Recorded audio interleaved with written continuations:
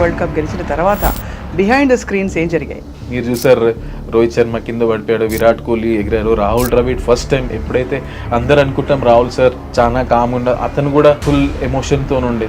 మీ bonding ఎలా ఉంది? ఈ గిల్స్ అయినా, జైస్వాల్స్ అయినా, రిషబ్ పంట్స్ అయినా, సంజు శాంసన్ అయినా, వీళ్ళందరూ ఎప్పుడో ఒకప్పుడు చిన్నప్పుడు నా క్యాంప్లో చేసిన వాళ్ళే. మీ దృష్టిలో అసలు ఇంతవరకు ఫైనెస్ట్ ప్లేయర్ ఆల్రౌండర్ ఎవరండి? స్లిప్ క్యాచెస్ ఉంటుంది, అవుట్ ఫీల్డ్ ఉంటుంది, ఇన్ఫీల్డ్ ఉంటుంది, ఒక్కొక్కరి దగ్గర ఒక్కొక్క స్ట్రెంత్ ఉంటుంది. విరాట్ కోహ్లీ గారు ఈజ్ ఆల్రెడీ మంచి అద్భుతమైన ఫీల్డర్గా పేరుందని అంటారు. సో మీరు చెప్పిన సజెషన్స్ ఇది చేయండి అనే దానికంటే నాకు ఇలా అనిపిస్తుంది ఇది అని మీరు ట్రై చేసి చూడండి. So that work for me for wonders. మన ఇండియన్ క్రికెట్ టీమ్ని వరల్డ్ వైడ్గా ఎలా పర్సీవ్ చేస్తారు? మన స్ట్రాటజీస్ కావచ్చు. In last 3 years of my journey we were world number 1 in all formats. What did they say? Rohit Sharma గారు వాళ్ళందరూ what was their they are more thanks to captain and head coach. They told that please go ahead with your idea. Rahul Dravid గారితో పనిచేశారు, ఇప్పుడు గౌతమ్ గంభీర్ గారితో పనిచేస్తున్నారు. What is the difference అండి? ఇప్పుడు నేను గంభీర్తో పనిచేసి కూడా ఒకటే సిరీస్ చేశాను. He is also very clear that you are free to do whatever you want. ఆయన ఫ్రీడమ్ ఇస్తారు. మన హైదరాబాద్ అబ్బాయి ఉన్నాడు సిరాజ్. సో అలాగా మనకి గతంలో కొంతమంది వచ్చి కనిపించకుండా వెళ్ళిపోయిన వాళ్ళు ఉన్నారు. తిలక్ వర్మ ఉన్నాడు, సిరాజ్ ఉన్నాడు, మనకి ఇప్పుడు ఆంధ్ర నుంచి చూస్తుంటే Bharat ఆడిండు.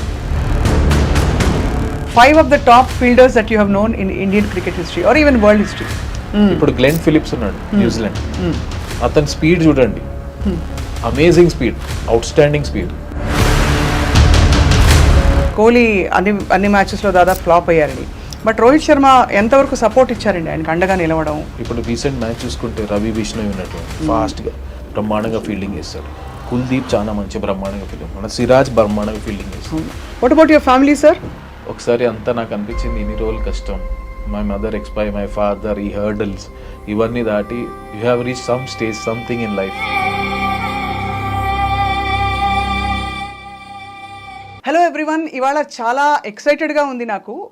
At the same time కొంచెం నర్వస్గా కూడా ఉన్నాను, because I have such a celebrity in front of me. ఈ దేశంలో క్రికెట్ అంటే రిలీజన్తో సమానం అని అంటారు. మరి ఆబ్వియస్లీ క్రికెటర్స్ అందులో ఎక్స్పర్ట్స్ అండ్ కోచెస్ అయితే చెప్పక్కర్లేదు, దేవుళ్ళు దేవతలతో సమానం అని భావించే అంత ఫ్యాన్ఫేర్ ఉండే ఒక sport cricket. So I have with me legendary player and India's fielding coach T Dilip గారు. ఆయన జర్నీ గురించి మాట్లాడుతూ రీసెంట్గా ఇండియా సాధించిన అద్భుతమైన ఘనతలు, మన ఇండియన్ టీం పర్ఫార్మెన్స్ ఎలా ఉంది, చాలా విషయాలు తెలుసుకోబోతున్నాను. దిలీప్ గారు, థ్యాంక్ యూ సో మచ్. నా గొంతు యాక్చువల్లీ ఒక 2 శృతులు పెరిగింది మీరు వచ్చారండి. వాళ్ళ మామూలుగా రోజు ఇంటర్వ్యూస్ చేస్తాం కానీ. So very excited to meet you అండి. నాకు కూడా యాక్చువల్లీ ఎక్సైటింగ్ ఉంది, ఎందుకంటే మీ గురించి ఎప్పుడు చూసాను, టీవీలో చూసాను. You quite authoritative in whatever you do and you do a wonderful job. So నాకు కూడా I'm also looking forward to it. Thank you Dilip garu. So how is life and how is your journey as a fielding coach? చెప్పండి. Journey అంటే as of now I'm absolutely thrilled to be where I'm today.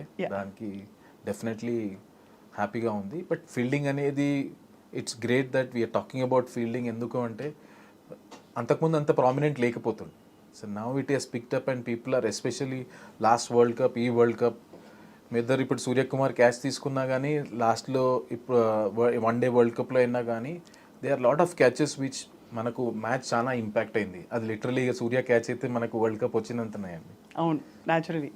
So మీ జర్నీలో మీరు అసలు fielding coach వరకు వస్తుంది మీ cricketing journey అని మీరు ఎప్పుడైనా భావించారా? How did it start for you? Actually స్టార్టింగ్లో నేను నార్మల్గా యాజ్ అ ప్లేయర్ ఉన్నప్పుడు కూడా I use to love fielding. నార్మల్గా ఫీల్డింగ్ అంటే ఇష్టం. ఎందుకు అంటే ఒక రీజన్ ఉందండి. ఇప్పుడు కొన్నిసార్లు ఏమవుతుందంటే మనం బ్యాటింగ్ బౌలింగ్ చేస్తాం, ఆ రోజు మనకు కాకపోవచ్చు, we may get out early for various, మన తప్పు ఉండొచ్చు, డెసిషన్ మేకింగ్, ఓ మంచి బాల్ పడవచ్చు, ఎంపైర్ తప్పు డెసిషన్ కావచ్చు, what ever could be reason. Bowler as a bowler కూడా మనకు మంచి రోజు ఉండొచ్చు, చెడు రోజు ఉండొచ్చు. కానీ మన 80% ఆఫ్ ద టైం మనం ఫీల్డింగ్ చేస్తాం. సపోజ్ ఇప్పుడు వన్ డే మ్యాచ్ ఉంది, ఒక బౌలర్ 10 overs చేస్తారు, కానీ 40 hours ఫీల్డింగ్ చేయాల్సి వస్తుంది. So most of the time we do on ground on fielding. దాన్ని ఏంటంటే మనము we do it as if it's a part అనుకుంటాం, కానీ దాంట్లో ఎంజాయ్ చేస్తే we can make a huge impact. Suppose ఒక బౌలర్ ఉన్నానుకోండి, ఫస్ట్ ఒక మంచి ఓవర్ పడలేకపోయినా 2-3 overs ఒక బ్రహ్మాండమైన స్టాప్ చేసో ఎక్సలెంట్ క్యాచ్ తీసుకున్నాం అనుకో sometimes that confidence also reflects back in the same match in an next spell. అవును. So that is how it's come this far. అంటే ఫీల్డింగ్ కోచ్ అనే ఫీల్డింగ్కి మీరు వచ్చాక ఎస్పెషలీ ఒక ఆరా వచ్చింది, ఒక నెరేటివ్ మారిపోతుందని రివ్యూస్ వచ్చాయి మీ గురించి. సో యాక్చువల్లీ చెప్పాలంటే నాకంటే ముందు ఎప్పుడైతే విరాట్ కోహ్లీ కెప్టెన్షిప్ మన హైదరాబాద్ ఆర్స్ ఇద్దరే ఉన్నప్పుడు బేసిక్ ఏంటంటే ఈ ఫీల్డింగ్ మంచి ఫీల్డర్ కావడానికి మంచి అథ్లెట్ ఉండడం కూడా చాలా ఇంపార్టెంట్. సో అప్పుడు మధ్యలో కొంచెం రవిశాస్త్రి విరాట్ కోహ్లీ కలిపి ఫిట్నెస్ కల్చర్ అనేది తీసుకొచ్చారు కొంచెం. దానివల్ల ఏమైందంటే వీ గాట్ లాట్ మోర్ ఆ ఫిట్నెస్ మీద అవేర్నెస్ పెరిగింది చాలా. రైట్. దానివల్ల ఏంటంటే more players were more fitter. అప్పుడు కొంచెం ఒక స్టాండర్డ్ తీసుకొచ్చింది. నేను ఎప్పటి నుంచి అయితే జాయిన్ అయినో అక్కడి నుంచి మా బాధ్యత ఏంటంటే మనకు ఆ ఫిట్నెస్ వచ్చింది, కల్చర్ ఫిట్నెస్ ఉంది.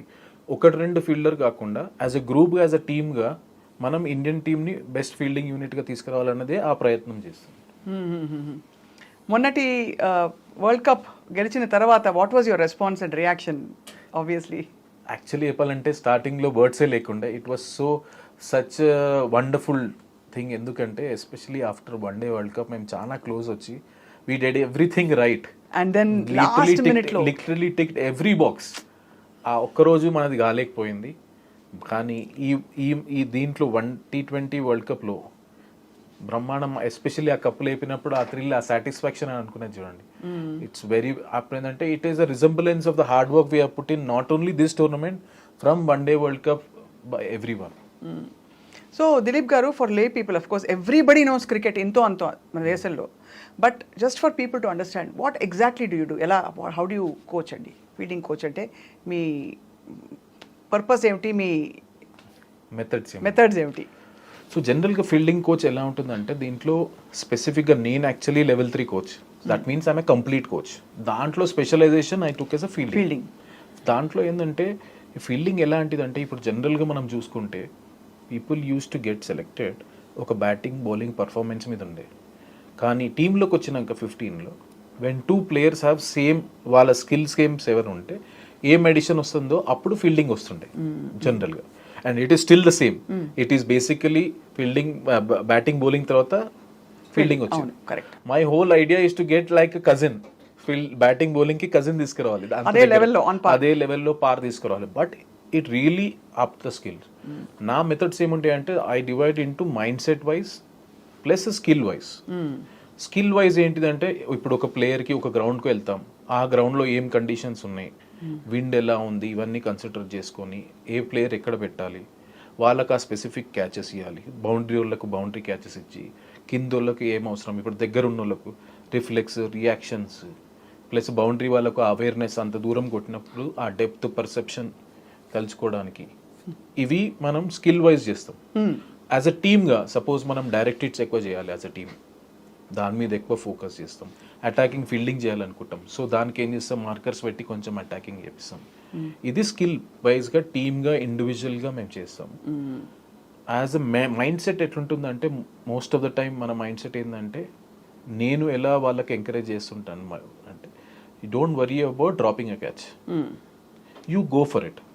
ఒకవేళ మిస్టేక్స్ అనేది కామన్. అవును. ఆ మైండ్ సెట్ ఏంటంటే ఎప్పుడైనా 50-50 ఉంటుంది, కొంచెం ముందడ పడేది, వెనకాల పోవాలా ముందర పోవాల డెసిషన్లో. I always encourage people to go for it. If you drop a catch no problem, world will blame, but I will take it. అవును. కానీ ఆ మైండ్ సెట్ షిఫ్ట్ అనేది, ఆ చేంజ్ అనేది వెరీ వెరీ ఇంపార్టెంట్. దట్ వెళ్ళాలి, no problem. And ఈ 3 yearsలో నేను thanks to Rahul Dravid and Rohit Sharma throughout this 3 years ఏంటంటే నాకు బ్యాక్ చేశారు. I never question any one why you drop a catch. ఒక క్యాచ్ డ్రాప్ అయితే అది నా బాధ్యత, ఎందుకు డ్రాప్ చేశాడు అది నేను తీసుకొని తర్వాత ప్రాక్టీస్ చేయాలి. ఎఫర్ట్ లేదనుకోండి, అప్పుడు నా ఎఫర్ట్ మీద ప్రెస్ చేస్తుండే. అండ్ ఇంకోటి మైండ్ సెట్ కూడా ఏంటంటే కొన్నిసార్లు అటాక్ చేయాలి, we are no far away from other teams. ఆ షిఫ్ట్ ఆఫ్ మైండ్ సెట్ చాలా ఇంపార్టెంట్.